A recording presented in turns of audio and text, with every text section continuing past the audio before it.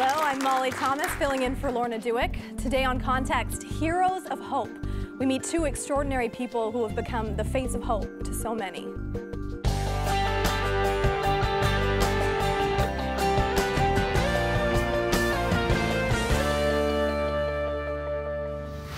This is the tale of two people. Servants, they would tell you. They represent thousands of tireless workers, yet around the globe, they are the face of hope and compassion for a world in need of both. Dave Toyson reflects on his term as CEO of World Vision and his 4 decades of global travel, with news of positive change and fresh hope for people in despair. Nancy Wright-Bowl is one of the world's best-known Ebola survivors. The medical missionary describes life at the epicenter of the outbreak, her near-death experience, and the faith that sustained her through her darkest days. They are two extraordinary people sharing one unshakable faith. Seeing the world through a unique lens, our two guests today have traveled the world, seeing both the best and the worst in humanity. Now, before we hear from Dave Toyson and Nancy Wright-Bowl, let's turn things over to Sheldon Neal with some fast facts. Sheldon. Thank you, Molly. Canada is known for its compassion, but many people around the world first experience that compassion through NGOs. Canada's largest humanitarian organization is World Vision. For the past 18 years, World Vision Canada has been led by President and CEO Dave Toyson. He has overseen multi-million-dollar annual budgets to fight global poverty. World Vision is active in communities locally in Canada and works in partnership in nearly 100 countries. Today, Canadians sponsor over 500,000 children around the world.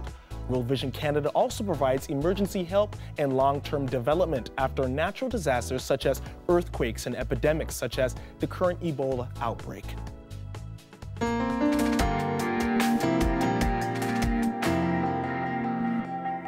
After a long and meaningful career, Dave Toyson is stepping down from his leadership role at World Vision, but not before sharing some of his rich experience and unique insight with us.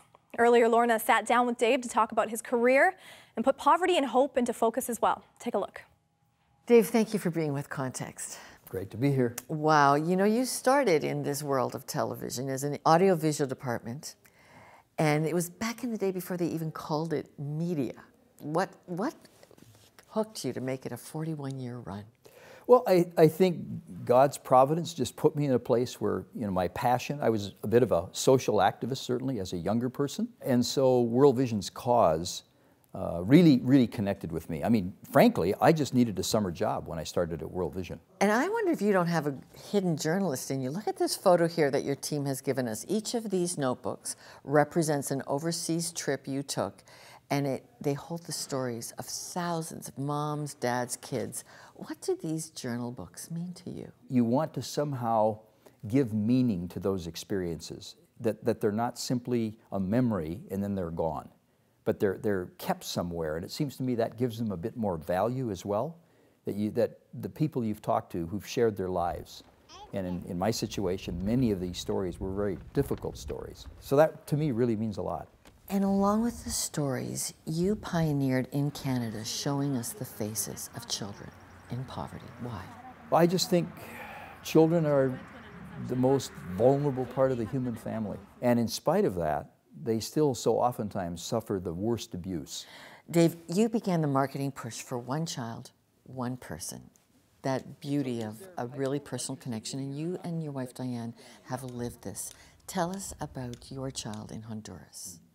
Yeah, it's a really powerful story. We were in Honduras. It was actually a trip from our church that they had connected up with the World Vision program. We were in this community, and we went to this one house that was just a disaster. It was clear that the family had mental issues. It was a shack. It was dirty. The children were dirty. It was a new area of work for us. And I actually said to Diane, I said, we'll sponsor this little girl because somebody has to sponsor her. And I said, I'm worried whether or not she'll survive. And I don't want one of our friends from church to be sponsoring a child that's likely to die. That's how bad it was. Wow. And so we went off, did that. We just started the normal child sponsorship relationship. Our leader in that community happened to be a medical doctor. She was leading the team there, and they, of course, took great interest. And so we just saw every year this little girl. We thought she might even have mental incapacity as well. She just kept growing And the first one, no smile on her face, and then every year it just got better and better until finally she's a teenager. I said, this is shocking. I started to cry because I said, we didn't think she was going to live. And just doing one little simple act of sponsoring a child means that, and her family, they had a different house for them, they were getting care. Extraordinary story. We say the best way to help a child is not simply to help the child, but you have to help their family as well as their community, or there's not going to be a future that's sustainable for a family, for a child. Okay, the next largest marker of your career has got to have been disasters. I mean, you have seen epic, apocalyptic disasters, from the Ethiopian famine to the tsunamis, the floods. Let's start in 1984 in Ethiopia. How did you adjust, protect yourself as a young leader in how you are going to answer that great need? One anecdote I remember, this was right at the front end of it, when there was just a shortage of food, it was a disaster, and we had a Dutch doctor working with us. He was giving tickets to children that could get to the tent where there was food. There'd be some help for them. We had so many children that he had to triage. And I remember he said, I'm sure he was dealing with just the stress of it all, and he gave it he said, this is your ticket to heaven. And the rest of these kids, there was nothing for them. He had to make a choice as to which one was the most likely to survive. I've never forgotten that, never forgotten that. So how do you cope with that? I was thinking about this again, and I was reading this somewhere. There are points in your life where the theology and the philosophy you simply can't answer. It isn't that we're denying God, but even we can't understand the ways of God. And so what you have to do then is you go to not the philosophy or the theology, you go to what Jesus said about what we're supposed to do. Because the one thing you can be sure of, we need to love and we need to be compassionate. And when you're an aid worker doing this kind of thing, so even though I can't explain to anybody how God allows all this and how we're complicit, but this thing I do know is that nothing's going to change if we don't help. When I get in my worst moments, I just have to remind myself, God's Son died on a cross. Kind of the worst persecution almost you could think of in those times. And God didn't stop it. He didn't stop it. So should we be surprised in light of our failings and brokenness as human beings that there isn't going to be suffering in our lives? I don't think so. Now, do I understand that? No, I don't. God can do anything. Why has God chosen the world to be the way it is? I don't know. But what I do know is I read the Bible and I live in a Christian community, and we seem to be able, with the combination of those things, to find our way. Still live with doubt, but the doubt is less than the faith. I think that's the difference. It is such meaningful work. What were the markers for you that told you it's time to retire? I think it's a combination of some common sense, and then I think some spiritual direction. So I started thinking about it because I've been in the role for 18 years. These have been some of the most challenging times for us, especially I would say on the fundraising side. And I just started to feel like I had a sense that I think it's time for somebody with different experience, most likely younger, to be in the role that I'm in. Also because I think as you get older, you're aware in an organization, while your age is respected, it also can be a bit of a hindrance for younger people feeling that the organization is moving forward, there's space for them. We're making sure that the younger generation makes this theirs. We can't do that for them. They have to make it theirs. So, and then along with that, as I started to pray and reflect, I just had a spiritual sense of sort of rightness and oughtness about this. So if you could look now as you exit this field and say systemically, if there could be repair done to a couple of issues, let's say maybe 2 issues in the world that really affect the whole poverty cycle, what would you wish could be addressed systemically? It's the issue around men and boys. Really? Because as much as I believe that women have had such a difficult time and there's been such discrimination and oppression, I don't think the solution is just pushing women's issues and giving them more opportunity. That's essential and critical, but we got to change the men. What needs to change about men? Attitudes towards women. There's so many places in the world, within the Christian church I might add as well, where women are second class. They're abused, they're violated, they're treated as property. It's a terrible thing. It's a men problem. It's a men problem. Okay, so that's a systemic issue. It's a systemic issue. Wow. And it's really hard to tackle. Because I think one of the things that drives men, especially men caught in poverty in so many parts of our world, is one of the biggest shame, I believe, as a man, as a father, is that you can't provide for your children. And I think in places where there's high unemployment, where there's terrible work, degrading work, I think that's an environment of catastrophe for men. Because usually what happens is they try the distractions that everybody tries. You know, it's sex, it's drinking, it's drugs, whatever you can do to sort of stop this pain that you feel like you have no control over. And so that's a really big issue for me as we look to the future.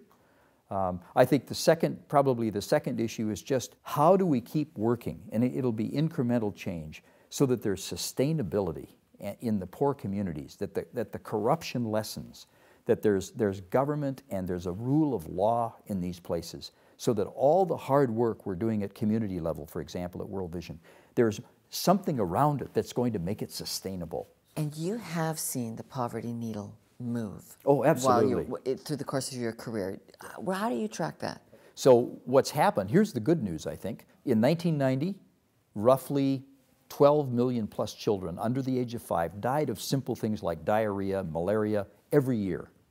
At the same time, there was close to 500,000 mothers who were dying during birth or shortly after because the maternal care was so bad. So now, in 2013, the latest numbers that we've got, in both situations, we've just about cut in half the numbers. So we've gone from 12 million children to 6.3. And we're down to something close to under 200,000 mothers now are dying annually because of birth or after birth. The power of setting a goal. And the other encouragement is that our government has, I think, taken a leadership role in this and have established 3.5 million for the next 5 years, the remaining 5 years of these Millennium Development Goals. And so that is really critical as we move forward. Dave Toyson, thank you very much for 41 years at World Vision, and thank you for telling us the story here. With some more insights beyond the headlines, here's Sheldon Neal with In 60. Thank you, Molly. Over 1 billion people worldwide, nearly 1 in 7, live on less than $1.25 a day, which inspired world leaders to concoct what they called the Millennium Development Goals, or MDGs. After years of talk about reducing global poverty, this time it's being followed up with action. In 2000, more than 180 countries set targets and deadlines in 8 key areas. That includes cutting extreme poverty by half, fighting preventable diseases such as malaria and TB, and improving access to clean drinking water. As the rock star philanthropist Bono put it, the Millennium Development Goals were the promises made at the start of the new century to find what works and then expand on it. This year, the UN reported that several MDG goals have been met, but much of the work remains. And that work is attracting some remarkable young leaders. Take a look at this. Hi, I'm John. I'm a Millennium kid, and so are my friends. We are all born in the year 2000, the year when 189 countries pledged to cut extreme poverty in half by the year 2015. Here are some things we have done. We have got a petition signed, which we took to Parliament, written letters to the Prime Minister, and made videos like this one to teach people about the MDGs. So what can you do to get involved?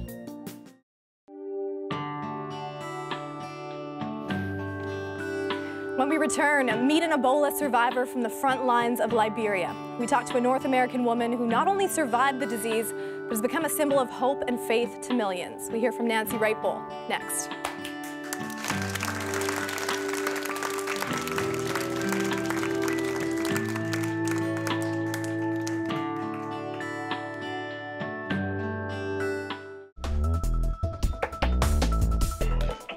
The only thing missing from today's conversation is you. To add your voice, call us at 1-800-215-4913. Email us at comments@contextwithlorna.com or reach us by Facebook or Twitter. We see, hear, read, and value all feedback. Click contextwithlorna.com to access exclusive web resources. Do a topical search on a subject you need to know. There's blogs, articles, links, and previous episodes. Life beyond the headlines. That's contextwithlorna.com.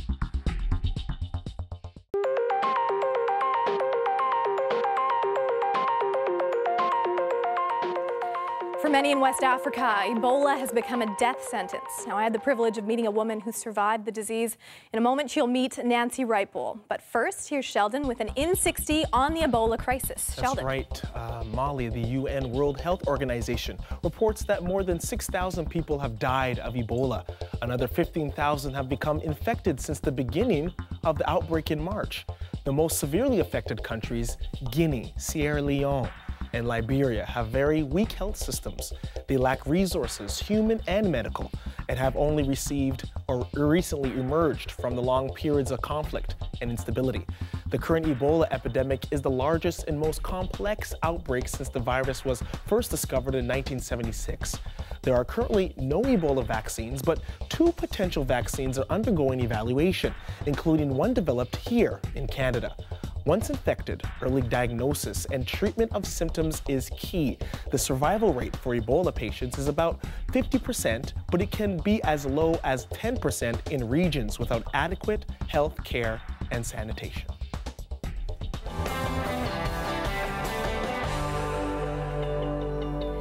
Nancy Wright-Bowl contracted Ebola while serving as a medical missionary in Liberia. Now, she and her co-worker were the first 2 Ebola patients to receive the experimental drug ZMapp, which was actually made here in Canada. Recently, I had the pleasure of sitting down with Nancy in Toronto to discuss her story. Wonderful to have Nancy Wright-Bowl with us today. Happy and healthy. Yes, You thank look you. Great. How do you feel? I'm feeling great, thank you. Ebola-free? Ebola-free, declared by CDC and Emory University. So I'm happy to be here. Thank you so much for having me. Wonderful to see you healthy. You and your husband were in Liberia long before the Ebola outbreak. Yes. Maybe tell us a little bit about that. Well, we had been in Liberia 1 year before all of this started, and had not gone to Liberia thinking Ebola. We are with SIM. SIM has been in Liberia for over 60 years, and we have a radio station, a hospital, and a school. My role was the personnel coordinator for SIM, and so when new missionaries came to Liberia, then I would help orientate them to the country, get them settled in. And so how did your role change, I guess, as the Ebola epidemic progressed?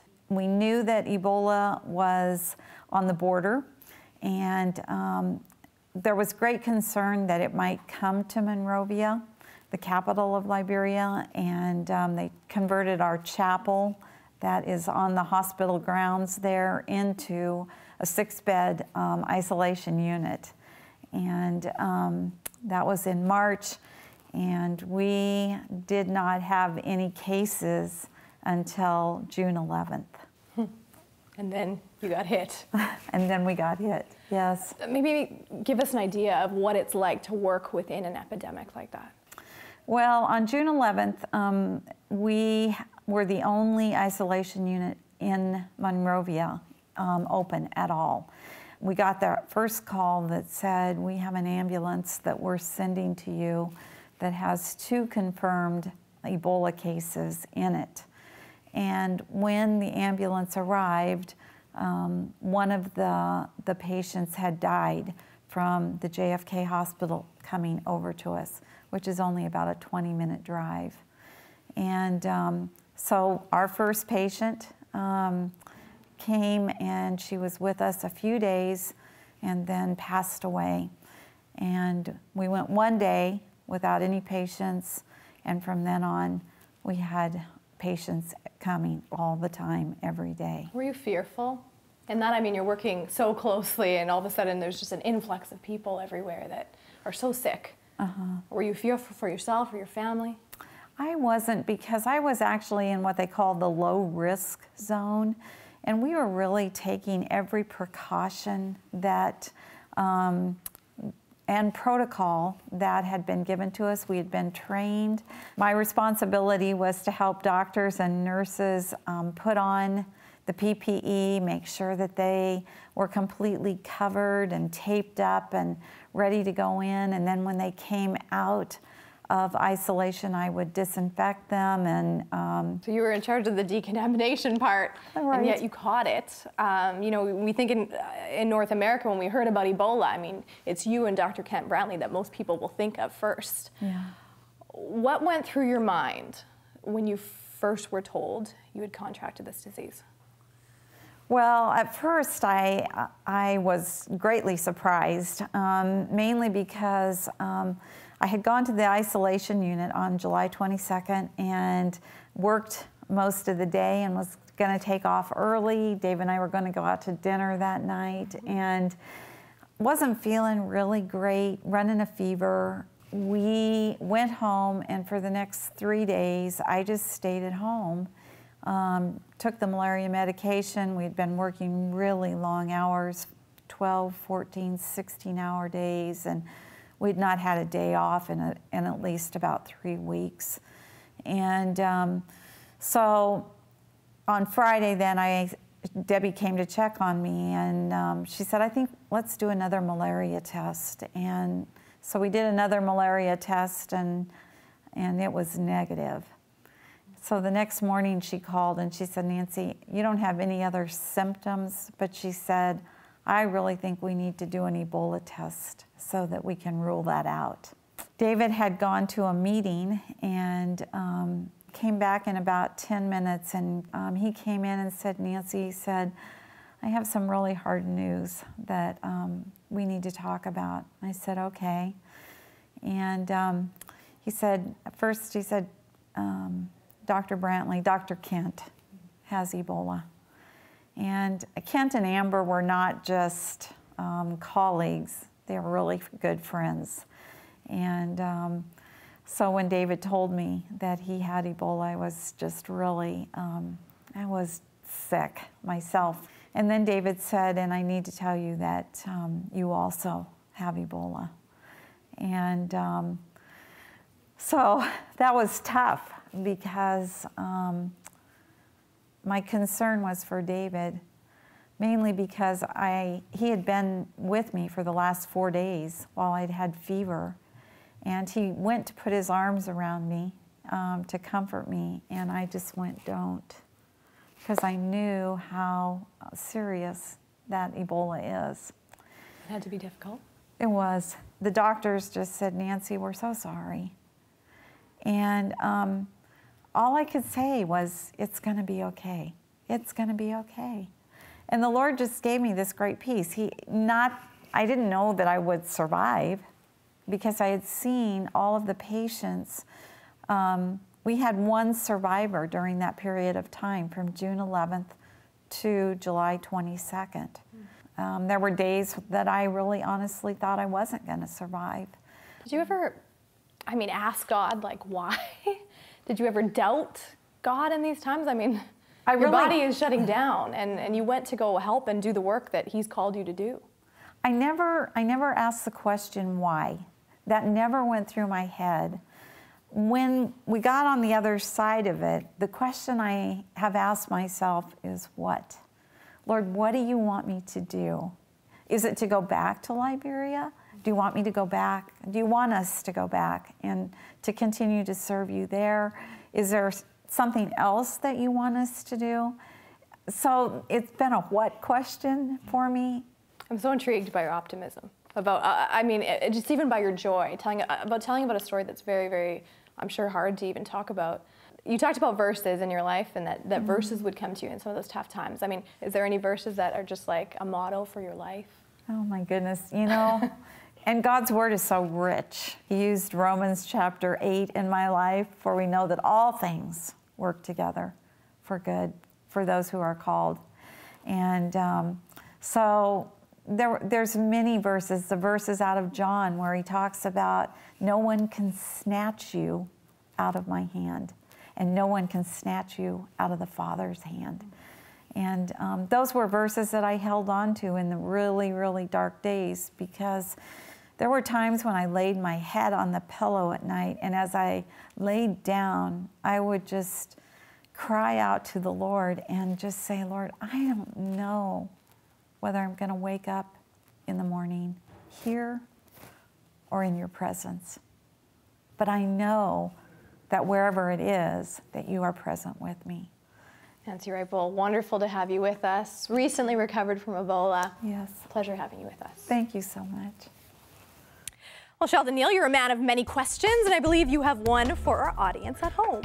Indeed, I do, Molly. And as we hear inspired stories from people like Dave Toyson and Nancy Wright-Bull, in this era of so-called donor fatigue, stories like theirs can be so energizing and inspiring. Our question, though, is this: are you tending to give more or less to charities and causes these days? And why? Call us at 1-800-215-4913. Write to us also at comments@contextwithlorna.com. You can also find us on Facebook and Twitter at Context TV. We see, hear, and appreciate every message. When we return, some parting thoughts on life lessons gleaned from incredible people. Stay with us.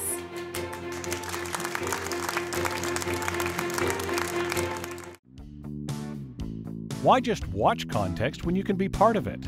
To join our live studio audience in Toronto's CBC Broadcasting Centre, give us a call at 416-599-9777, extension 58, or email us at tickets@contextwithlorna.com. Click contextwithlorna.com to access exclusive web resources. Do a topical search on a subject you need to know. There's blogs, articles, links, and previous episodes. Life beyond the headlines. That's contextwithlorna.com. Coming soon on Context, I'll sit down with funny man Jim Gaffigan to talk about his new book, Food, A Love Story. Just what is it like to be a dad of 5 kids and how God and funny factors into his family. This segment is brought to you by Bruce Etherington and Associates, Family Harmony and Philanthropy, helping you help others.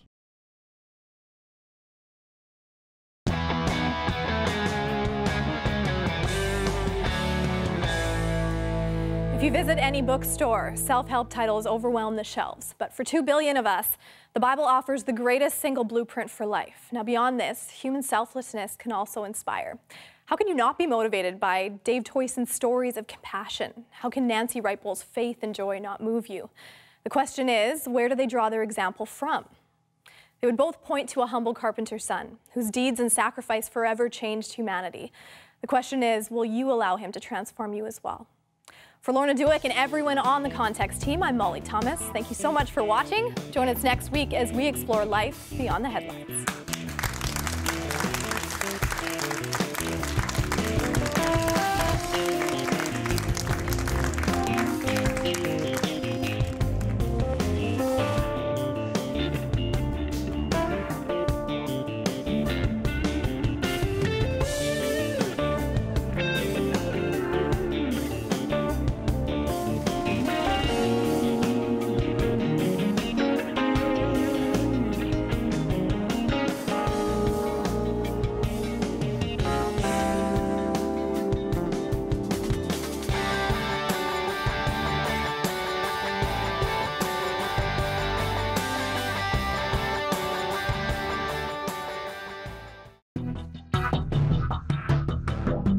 I think Matt is a very heroic guy in my life.